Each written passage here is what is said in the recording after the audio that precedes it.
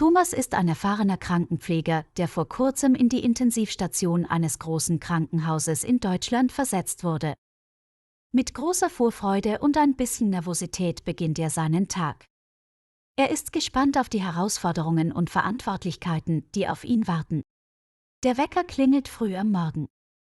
Thomas setzt sich im Bett auf und reibt sich die Augen. Heute ist ein wichtiger Tag. Schnell springt er aus dem Bett, duscht und zieht seine Uniform an. Auf dem Weg zur Arbeit denkt er über den bevorstehenden Tag nach. Was für Herausforderungen werden heute auf mich zukommen, fragt er sich. Als er im Krankenhaus ankommt, begrüßt ihn seine Teamleiterin, Frau Schmidt. Guten Morgen, Thomas. Bist du bereit für den heutigen Tag? Ja, natürlich, Frau Schmidt. Ich freue mich darauf, antwortet Thomas mit einem Lächeln.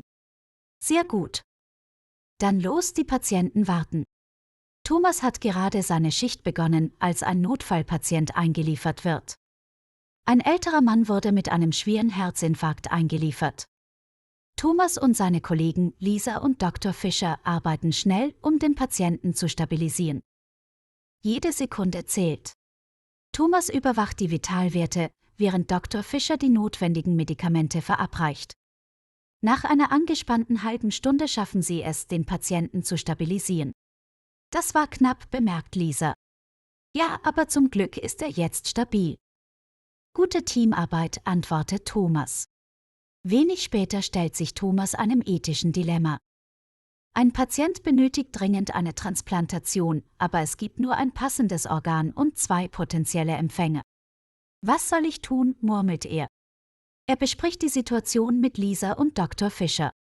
In solchen Fällen ist es nie einfach, aber wir müssen eine Entscheidung treffen, sagt Dr. Fischer ernst. Nach langem Nachdenken und Diskussion trifft das Team eine schwierige, aber notwendige Entscheidung. Das Organ wird dem Patienten mit der höheren Überlebenschance gegeben. Während einer Kaffeepause setzt sich Thomas mit seinen Kollegen zusammen. Wie findest du die Intensivstation bisher? Fragt Lisa.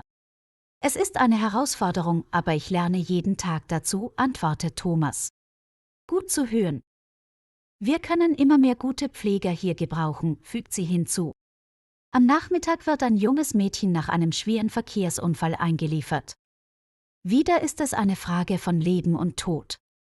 Thomas und das Team arbeiten Hand in Hand, um die junge Patientin zu retten.